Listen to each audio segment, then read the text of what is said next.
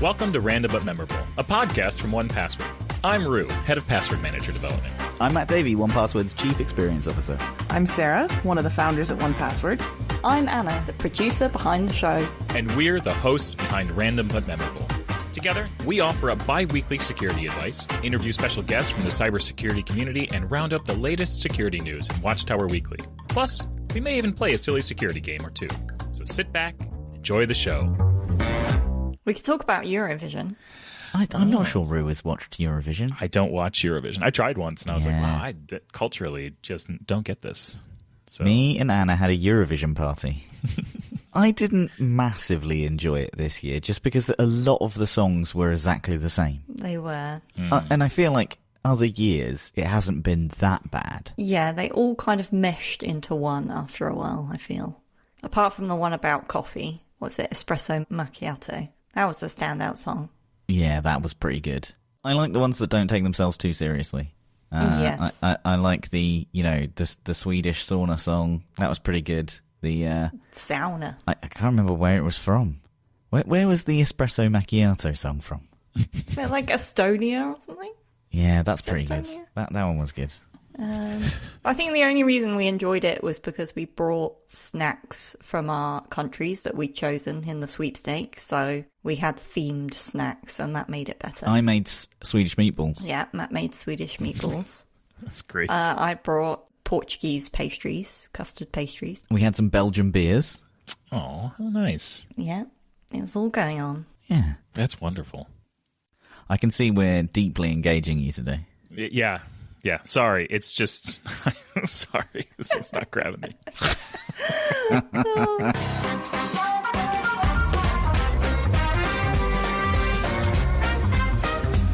All right. So, before we jump into Watchtower, we should mention the guest on today's show, as I recently sat down with Abe Ankumah.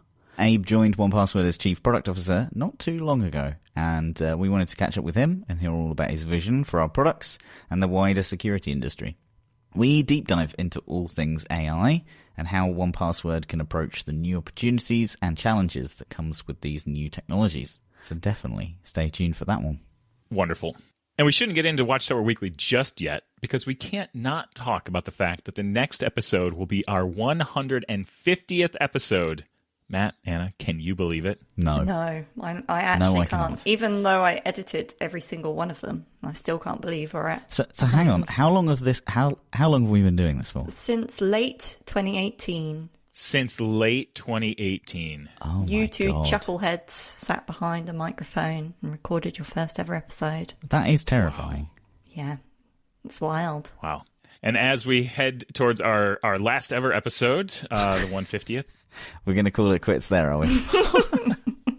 with that in mind, we're pulling out all the stops for our 150th episode special, and we want to get you, that's right, you, our wonderful listeners, involved.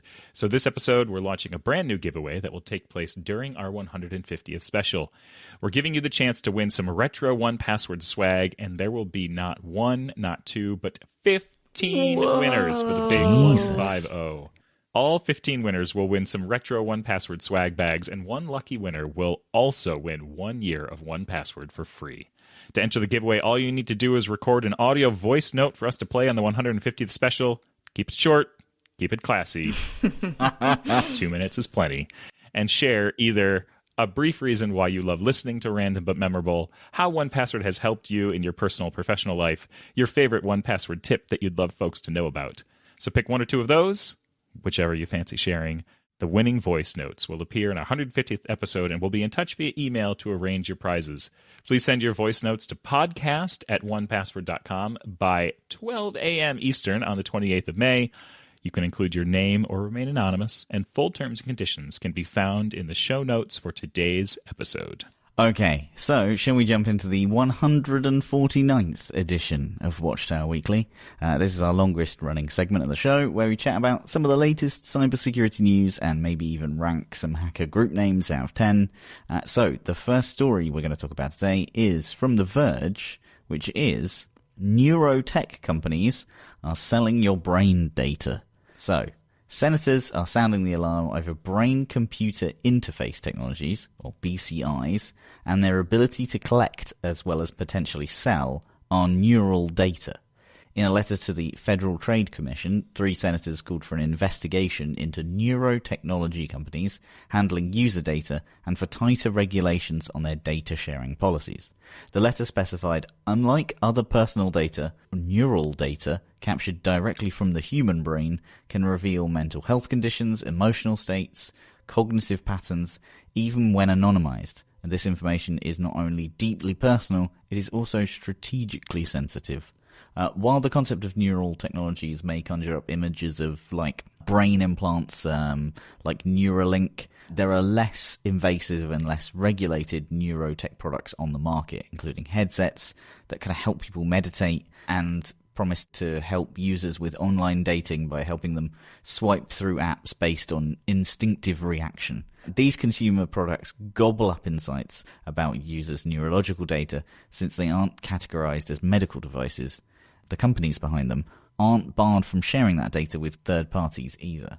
Anna, did you want to take us through some more about the senators' concerns? Sure. So one of the senators spoke on the matter, saying that neural data is the most private, personal and powerful information we have, and no company should be allowed to harvest it without transparency, ironclad consent and strict guardrails. Yet companies are collecting it with vague policies and zero transparency. Their letter to the FTC cited a 2024 report by the Neuro Rights Foundation, which found that most neurotech companies not only have few safeguards on user data, but also have the ability to share sensitive information with third parties. The report looked at the data policies of 30 consumer-facing BCI companies and found that all but one appeared to have access to users' neural data and provide no meaningful limitations to this access. The companies in the survey also make it difficult for users to opt out of having their neurological data shared with third parties, which is pretty surprising, I think. Yes. Stephen Damanos, the executive director of Neuro Rights Foundation, said that HIPAA may not have entirely caught up to existing neurotechnologies, especially with regards to informed consent requirements. I think informed consent is a wild statement in terms of put this thing on your head, it's going to absorb some stuff, and then, like, you know, how are you supposed to really understand what this thing is doing? Yeah. So data collection becomes even trickier for wellness neurotechnology products, which don't have to comply with HIPAA, even when they advertise themselves as helping with mental health conditions like depression and anxiety. Damanos says there's a very hazy grey area between medical devices and wellness devices. He continued, there's this increasingly growing class of devices that are marketed for health and wellness as a distinct separation from medical applications, but there can be a lot of overlap between those applications. He concluded, there are long-established and validated models for consent from the medical world, but I think there's work to be done around understanding the extent to which informed consent is sufficient when it comes to neurotechnology. The analogy I like to give is, if you were going through my apartment, I would know what you would and wouldn't find in my apartment because I have a sense of exactly what's in there. But brain scans are overbroad, meaning that they collect more data than what is required for the purpose of operating a device. It's extremely hard, if not impossible, to communicate to the consumer or a patient exactly what can today and in the future be decoded from this neural data. That's kind of terrifying. Yeah.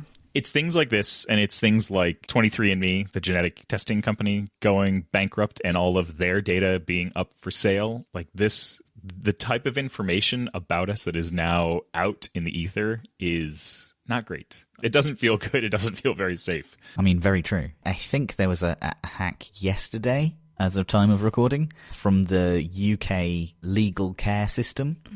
So like a bunch of criminal records, a bunch of health records also have all been stolen. It's kind of impossible to know what is out there anymore. I just find the fact that it's neural data is terrifying. Like, surely that is, like, the way your brain works and your thought patterns. That's, like, the most private and personal thing about you. And they don't know, like, from the, you know, it can't be decoded now, but it might be in the future. Like, no one knows what that data is. Yeah, that makes the informed consent bit ridiculous. Yeah. I don't want these companies to know, like, the weird things I think about. I don't think it can record your thoughts, Anna. Well, we don't know, I guess. Exactly. You don't know in the future. Yeah, seriously. I mean, if there's part of this that can't be decoded yet, Exactly. It's going to learn, like, your thought patterns, surely. I think, like, I tend to think that all of that information where we think, like, oh my God, it knows my secret thoughts. And then people go on Instagram and search for that exact, secret thought. I think there's probably a lot more than that than people recognize. I did the thing where you go into Instagram settings and then download what it thinks about you the other day. Mm. It was not good. I did not enjoy it. Wait, what? So, Instagram obviously has a profile on you to build adverts and such, and you can go in to the settings and download the text, like keywords that it has about you. Oh, no. And that's like how it builds Explore and all of that kind of thing. Oh, fascinating. It's like hundreds of your hobbies, right? Got it. Yeah. Like all your interests. So for you, it would definitely have like photographer in there and that type of thing. That's likely, yes. Yeah, terrifying. Okay, this next one. Tulsi Gabbard reused the same weak password on multiple accounts for years. So Tulsi Gabbard is the Director of National Intelligence, used the same easily crackable password for different online accounts over a period of years, according to leaked records reviewed by Wired. So following her participation in a Signal group chat, which sensitive details of military operations were unwittingly shared with a journalist, the revelation raises further questions about the security practices of the US spy chief. So Wired reviewed Gabbard's passwords using a database of materials leaked online, created by the open source intelligence firms District 4 Labs and Constellar Intelligence. Gabbard served in Congress from 2013 to 2021, during which time she sat on the Armed Services Committee, its subcommittee on intelligence and special operations, and the Foreign Affairs Committee, giving her access to incredibly sensitive material. Material from breaches shows that during a portion of this period, she used the same password across multiple email addresses and online accounts. Two collection of breached records reveal that her same password associated with her personal website she used with her Gmail account, Dropbox, and LinkedIn accounts. The password associated with all of the accounts in question included a word which appears to have personal significance to Gabbard. As Director of National Intelligence, Gabbard oversees 18 organizations comprising the US intelligence community, including the CIA, the NSA, and their budget of approximately $100 billion. By statute, she is the principal advisor to the President and the National Security Council on intelligence matters relating to the national security, and is charged with maintaining the security of much of the most sensitive information in the government. Okay, so most of these accounts were personal, right? Like it was Dropbox, it was Gmail. There's no way that this person reuses, passwords on the government side, right? You're joking, right? Absolutely that. Okay. I would not be surprised. It's 2025. Actually, stories about password reuse don't come up that often. Yeah, I know. It would not surprise me to learn that someone was reusing passwords between government accounts and personal accounts. Yeah, this is wild. Yeah. Okay, so now we've tied up Watchtower Weekly, let's move over to my chat with Abe. As I mentioned at the top of the episode, Abe is the new Chief Product Officer at 1Password, and we got into a really fun chat about the buzzword of the moment, Agentic AI, plus the future of this technology and how it will impact cybersecurity. So let's get into it. Sitting down with me today is Abe Ankumah. Abe has recently joined 1Password as Chief Product Officer and brings with him more than 20 years of experience spanning enterprise SaaS, cybersecurity, AI, working at both large-scale technologies companies and high-growth companies as well. So prior to joining 1Password, Abe served as Vice President and General Manager at VMware, overseeing the Velo Cloud business. He arrived at VMware through the acquisition of Nyansa, a pioneering AI ops startup that he co-founded and led as CEO. Abe, we work closely together, so I'm excited to get into your career journey and the buzzword of agentic AI as well, plus the future of AI and how it will impact cybersecurity. So welcome to the show. Thanks, Matt. Thanks for having me. Looking forward to it. So your career spans many companies, including NASA's Jet Propulsion Labs. That's pretty cool. Networking startups, AI ops company that you co-founded before joining 1Password. Can you share a bit about your kind of that journey and what drew you to the world of technology, cybersecurity, and AI? You bet, Matt. So, the first thing I would say is I'm a builder at heart. I've always been passionate about building and solving problems for customers. Now, what I've found is that the intersection of technology change often creates a unique time to tackle new challenges that are facing customers. At heart, I'm a technologist. I am driven and I thrive in marrying customer problems and challenges with technology capabilities that actually solves those problems at their core. Now, cybersecurity for me is one of those compelling applications of marrying technology with customer needs. There's always something happening and changing. With cybersecurity, there's always a set of new threats. There's a set of new risks that users, people, right, companies and businesses are exposed to. And as these new threats and changes emerge, there's always a need for a set of new compensating controls. Today, a lot of it is increasing with AI-driven attacks and deepfakes. And frankly, I'd say AI in so many ways is evolving the level of sophistication that things like ransomware and phishing attacks are happening. In 2024 alone, phishing attacks grew by 700%, right? And so that's one of those massive changes that's been happening in cybersecurity. And AI in so many ways can obviously be used as a force for good. But just like any enabling and key technology, it's also being co-opted to actually mix and create new sets of cybersecurity problems, right? Whether it's state-sponsored attacks, whether it's supply chain vulnerabilities, things of that nature. That's absolutely a great kind of mission for yourself there. The ransomware thing in particular really interests me, and I have a laptop where I kind of like fiddle around with these things, and the ransomware as a service tools and stuff are growing like mad. You can just put a domain address in these days and it will generate you an entire campaign. It's kind of terrifying. There's always something changing in cybersecurity. You're absolutely right. It is wild. And what I'd say is, AI has really taken us into uncharted territory. Right? It represents in so many ways a really massive tectonic shift.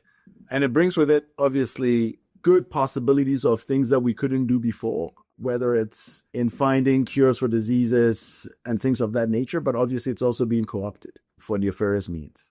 So what inspired you to join 1Password? Like, was there something about the mission or the roadmap that made you think, I want to be a part of this? Joining 1Password for me really starts with the mission or the North Star of the company, right? Which is all around building a safer, simpler digital future for everyone, right? I've been a 1Password user for many years. I have seen firsthand what the 1Password product around password management has essentially done to my daily digital life. But frankly, when 1Password reached out, I almost didn't respond because I always thought about the company primarily as a password management company. But that completely changed when Jeff Shiner, our founding CEO, and I got to speak.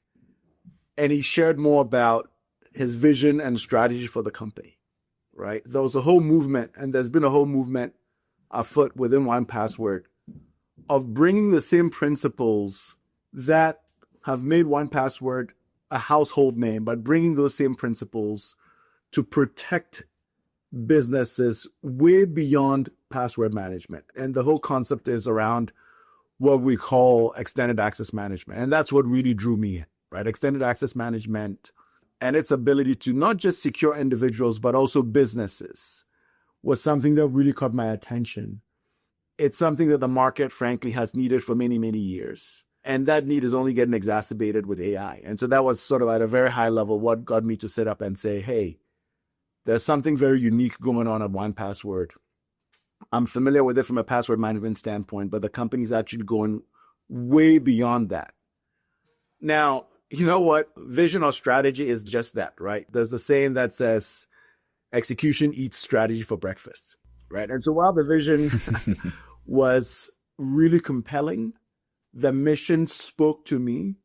I ended up joining in so many ways because of the team, right? As I got to know the team, spent a lot of time with Shiner Jeff, spent a lot of time with David Fagner, our co-CEO, spent a lot of time with Pedro, our CTO. And the more I got to know the team, the more I said, hey, these are the caliber of people that I want to go do my next major build with. 1Password is a unique business. We have a B2C business, but we also have a rapidly growing B2B business. And that's very unique to have in a company. And it's really exciting to be in this position where I get to play a very meaningful role in shaping the future of where we go. So I'm going to shift gears a little bit. It's great hearing about that, but I want to hear about Agentic AI. We've been hearing a lot about it recently. I think RSA was basically completely fixated on it. Can you briefly explain what AI agents even are? Yeah, definitely RSA, this year, 2025, the theme was agents, agents, agents. Now, agentic AI ultimately refers to an artificial intelligence system that is designed to operate autonomously. And what that ultimately means is that it's actually capable of making decisions. It's capable of initiating actions and ultimately pursuing goals with a degree of independence and the ability to adapt. And that concept of an artificial intelligence software system actually being able to do that with the ability to be proactive and to be goal-oriented, to be able to plan, to be able to reason, to be able to interact in a very dynamic fashion, opens the door for so many possibilities. And that's what, in so many ways, encapsulates what agentic AI is all about. And what are the security risks for people and organizations that are really using AI agents? I'll say a couple of things.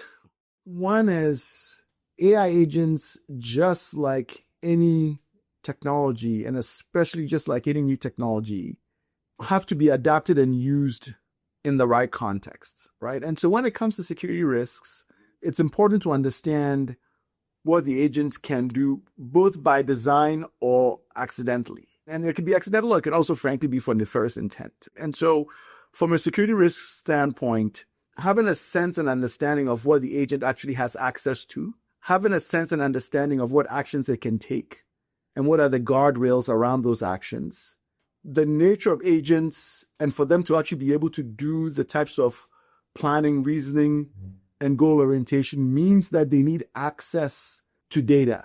They need access to take action. And so that might also mean that there are security risks that come up in terms of potential data leakage or unintended disclosure of information.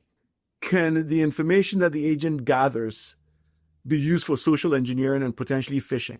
Now, agents are technology, right? And so we've heard so much about LLMs hallucinating, and agents in so many ways under the hood are powered by LLM models. And so what happens with hallucination, and how does it actually manifest in terms of how the agent might actually try to achieve its goal, right? And so those are some of the security risks. But while I point out these security risks, the possibilities of what these agents can do in terms of unlocking capabilities is profound. If you think about sort of any new technology, when cars were being invented, there were risks with that, right? Accidents were a risk of cars being invented.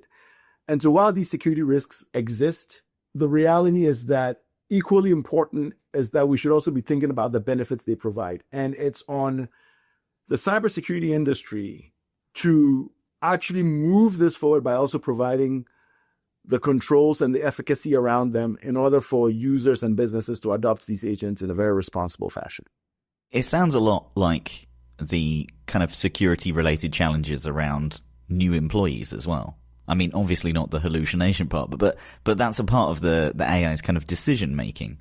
And I think, like any businesses, the challenge of individuals' decision-making when it comes to security. 100%. Sometimes I like to think about agents as, frankly, helpers or assistants to humans. And organizations have to think about onboarding agents just like how they want to think about onboarding employees.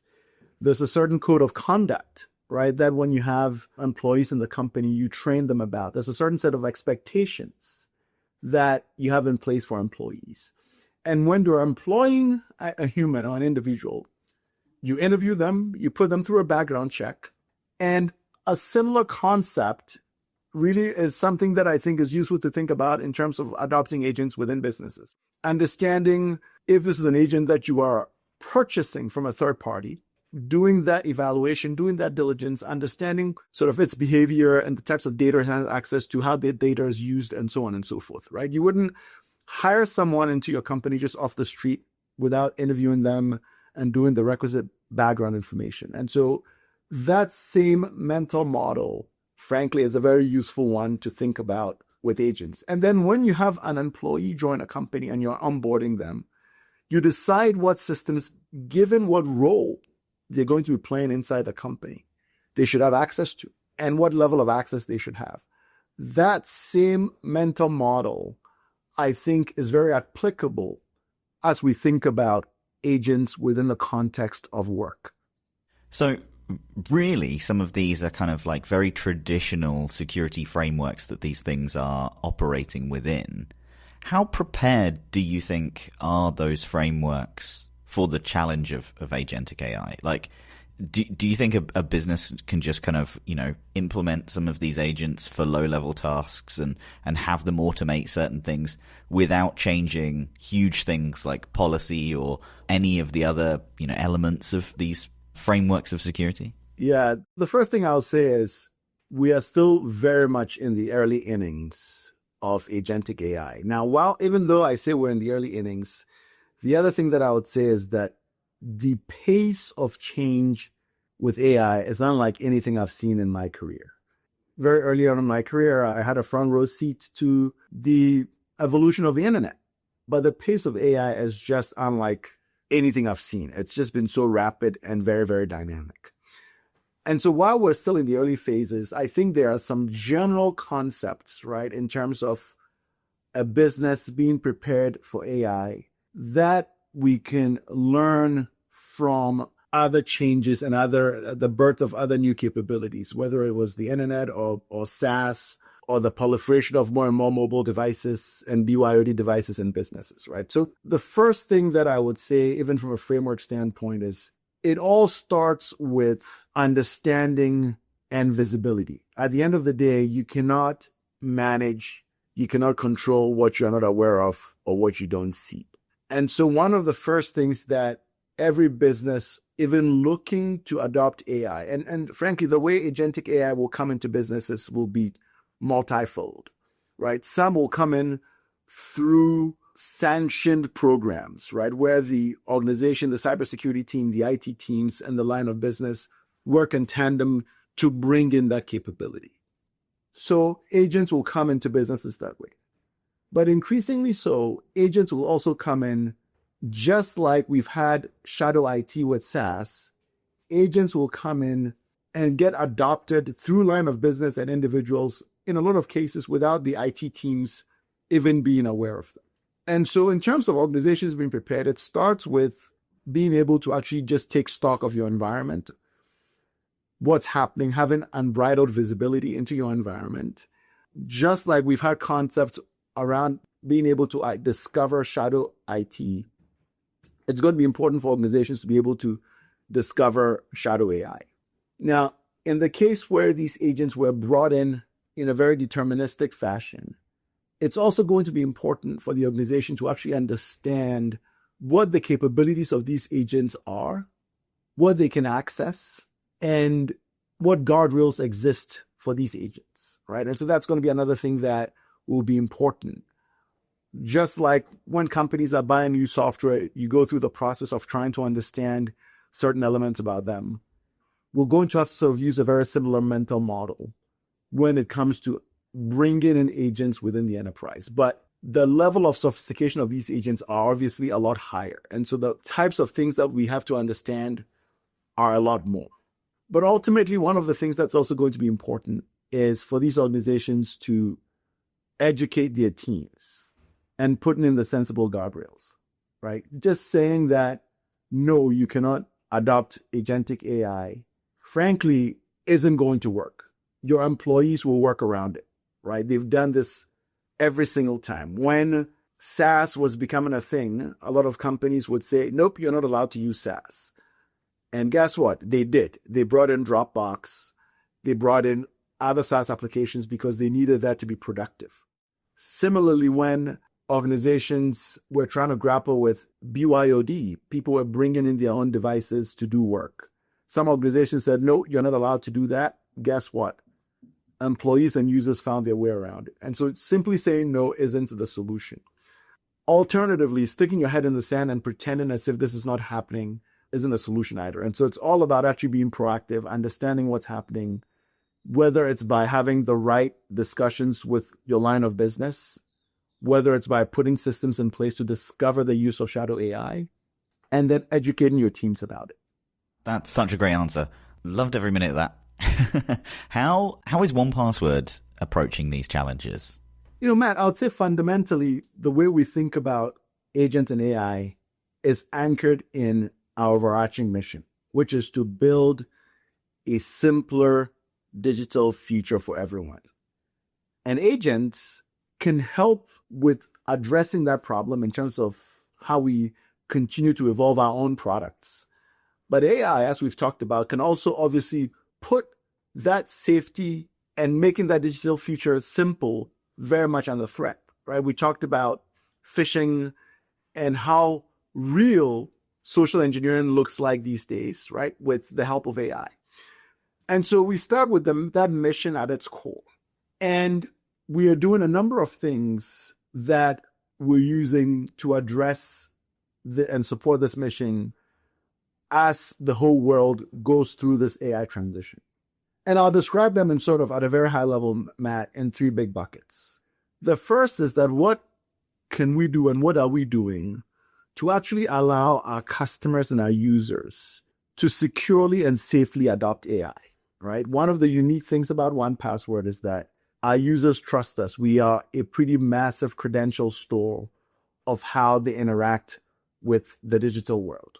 And so one is actually, if I'm a business, if I'm an end user, and I'm actually adopting AI, and this agent needs access to my credentials, well, one of the things that we're doing is we are enabling agent builders to actually, through APIs and SDKs, integrate with 1Password in order to actually allow 1Password users to safely and securely delegate access to their credentials to these agents. And so that's one very tangible thing that we're doing in terms of allowing our users and customers more safely and securely adopt AI. There are a number of other things that we're doing there that we're rolling out in the coming months and quarters. The second pillar of how we're thinking and tackling AI is using AI capabilities for us to continue to build more delightful user experiences and enabling technologies within our set of products. Whether it's what we're doing with all of XAM, Extended Access Management, and within that, you can imagine us doing things there from a password management perspective. You can imagine us doing things there from a device trust perspective, as well as from an access governance perspective. And so we're using AI capabilities as part of the underlying technology foundation as we build and evolve our own products. But ultimately, as a team, we also want to adopt AI in terms of how we do work. And you'll hear me describe this as going AI native. How do we want to do things as a team, bringing AI techniques to bear that frankly makes our lives a lot simpler and a lot more effective? My wife and I, we've got 2 kids, and we see what our 14-year-old son and 12-year-old daughter are doing today with AI to make them a lot more productive. We can bring some very similar techniques in terms of, guess what? I have lots of documents to read. Can I just easily summarize that? Or I want to quickly prototype something. How do I do that in a product development or in a design fashion? And so from an AI standpoint, how we're adopting AI, one is using AI and securing AI on behalf of our users, right? And we're doing this in partnership with developers. We're doing this in partnership with providing a delegated way with human in the loop for those agentic applications to access credentials that a user would have in 1Password. That's one bucket. The second bucket is using AI within our own products to make our products more powerful, simpler, and even more intuitive. And then the third bucket, again, is as a team, becoming more and more AI literate and AI native. I absolutely enjoy having it as a, what question haven't I asked? I wish it could be running and listening all the time, but I haven't quite gotten to confidence with that yet. But like, you know, plugging in a bunch of things like, hey, I wrote this entire document. What questions should I be asking? And what questions haven't I asked yet? That's just a great, you know, constant sounding board for me. 100%. So as we look forward a few years, which I think in kind of AI is going to mean, you know, basically, you know, on the scale of like internet to no internet, it's going to be light years ahead. But a couple of years in AI, what do you think we'll be talking about then? Like, what are the new security challenges that you kind of anticipate we might be talking about and that we could even in technology or mindset that we should prepare for now? Yes. So we're already seeing, and some very sensational ones, right? Security challenges, threats that have come with AI. And I'd say as things like agents become more and more mainstream, right, within businesses, these agents ultimately represent identities within those businesses. And so one very plausible set of security challenges is how to sort of think about managing these agentic identities within the construct of a business outcome.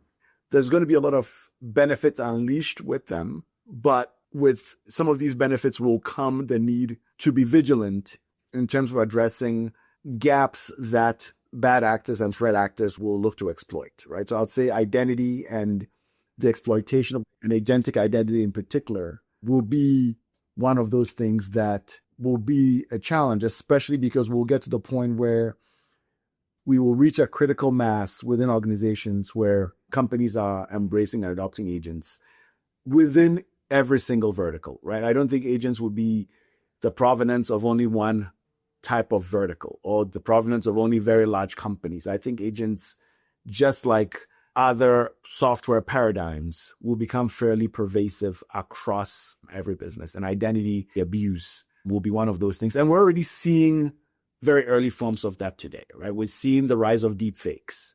We're seeing social engineering, which is driving phishing attacks. And I think those will only get more and more sophisticated.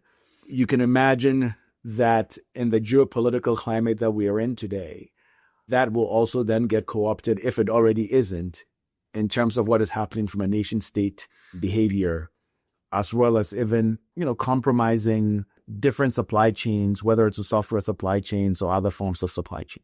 I'm sure we will have you back on the show to talk about many things like that, and maybe even come on as the full host for an episode and we can discuss some of the news that comes out as well. That would be a lot of fun.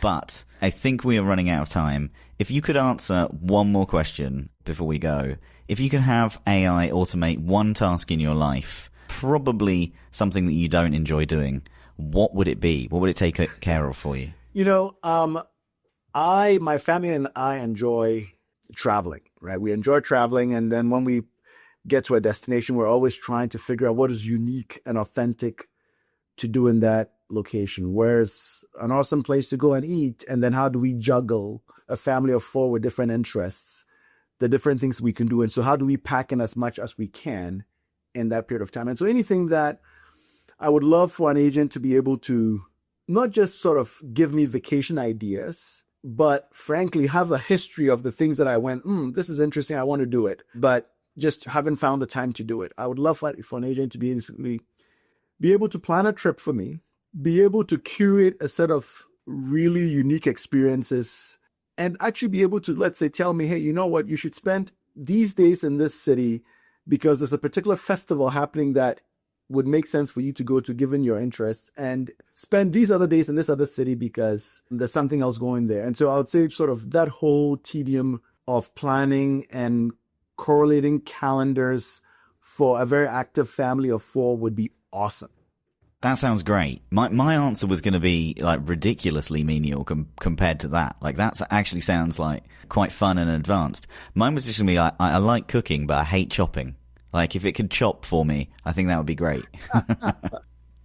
I'm sure that's coming too, Matt. All right. Thank you so much, Abe, and I'm sure we'll see you on the show again. No, thanks for having me, Matt. Cheers. Okay, so that was Matt's chat with Abe, and if you enjoyed that interview or want to comment on anything that we've talked about on today's show, you can head on over to onepassword.community. There's a forum lounge for Random but Memorable where you can comment on every episode. We'll leave a link to that and everything else we've mentioned on today's show in the show notes. But with that, let's go on over to Ask One Password. This is where we like to answer your listener questions. We have Agony Aunt Rue back with us this week, so let's get right into today's question, which is from Kristen, who says, "Hey Rue, I'm writing into the show for the first time with the hope my question will get picked." Well, it did. Well done, Kristen. I installed 1Password for my kids a while back, but they still aren't using it consistently. Do you have any tips on how to encourage its use and how to help teens build good password habits? Thanks to all the Random but Memorable team for the hard work that you put into the podcast. I never skip an episode. Take care, Kristen. Oh, that's very nice. I read that as 1Password for my kids was the product, and I was like, I can't remember releasing a 1Password for my kids. That sounds weird. I don't remember us shipping that ever. Oh, product idea. Kristen, this is a great question. Thank you. The thing that I have found that has worked well for us is, first of all, to make sure that 1Password is installed on all of your kids' devices, which it sounds like it is. Make sure that they've got easy access to it, that they know how to get into it, right? You have to make sure that there's a password that they are able to use to get into their account.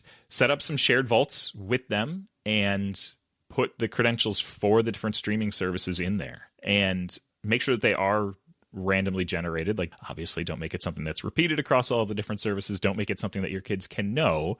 Make it something that they can only get access to by going through 1Password.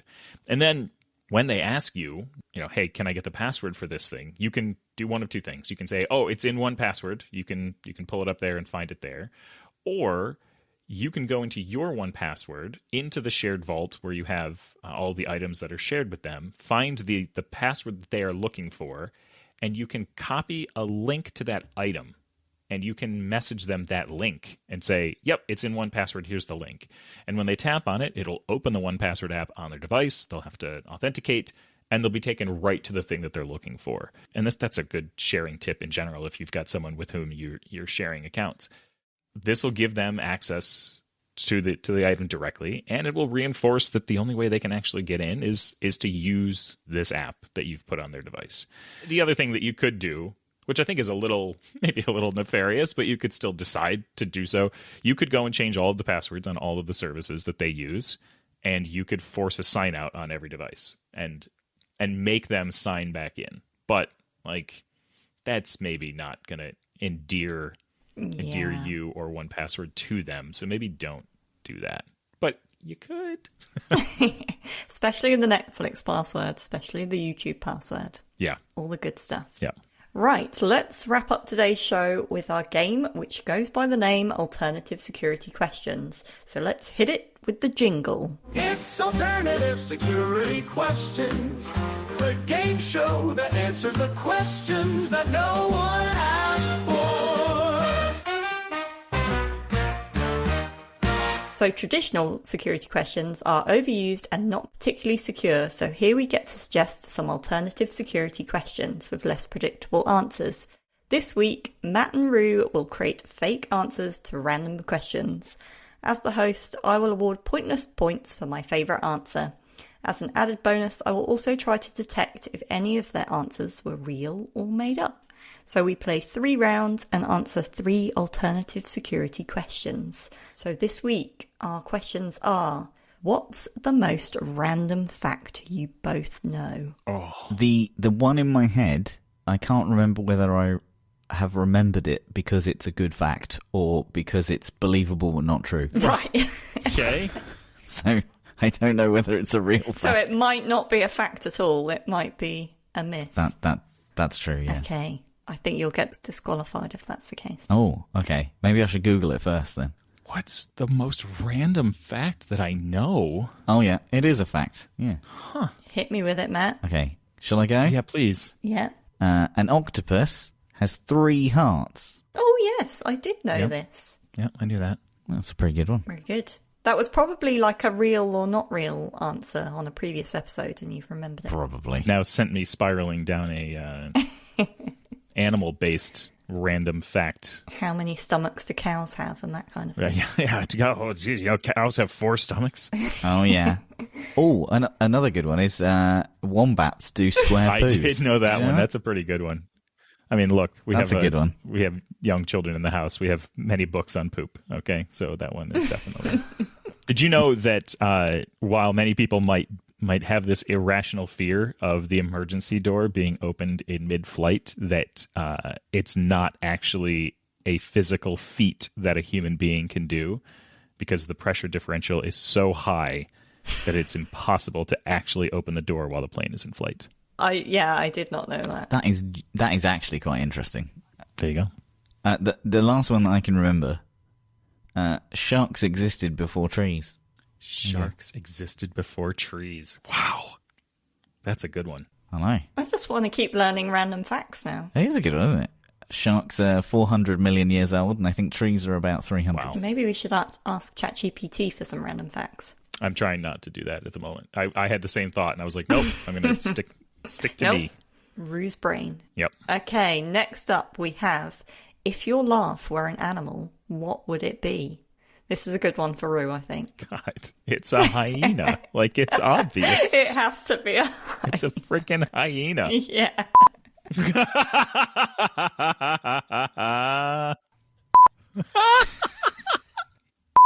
I love it. I'm breathy and like snorty, so I think I'm more of a horse.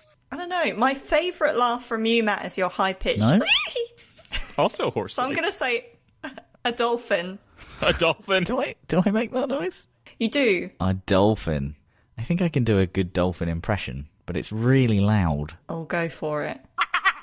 No. Oh I can't. my. Wow. Oh my god. There you go. Whoa. See? You're channeling your inner dolphin right now. That's pretty special. Laura's going to be like, what were you doing at work today? It was so loud. I was about 2 foot away from the microphone What as other well. animal noises can you do? We could be here all day. I don't know, I've just always been able to do a dolphin. Oh, yeah. That's pretty special. Okay, 5,000 points for your dolphin impression. Okay. Okay, final question. What's the worst gift you've ever given someone or received? Bought Carrie a vacuum cleaner one time. Oh, that's a passive-aggressive gift. Oh. Was it a robotic vacuum? No. No, that's worse. Worst gift. I don't know. You've ever given or received, so could be something terrible that I've bought you. I don't know on this one. You get socks quite a lot. Yeah, I do get socks a lot. I've got a box of socks underneath the bed of socks that I don't wear yet, and I just take a pair out every time another pair breaks. You never have to wash your socks. You just wear a new pair each time. No, I wash the socks. It's just when they, when your toe goes through them. Right. Yeah, I don't know. I mean, you could just do your dolphin impression again, Matt. That could class as your answer. Okay.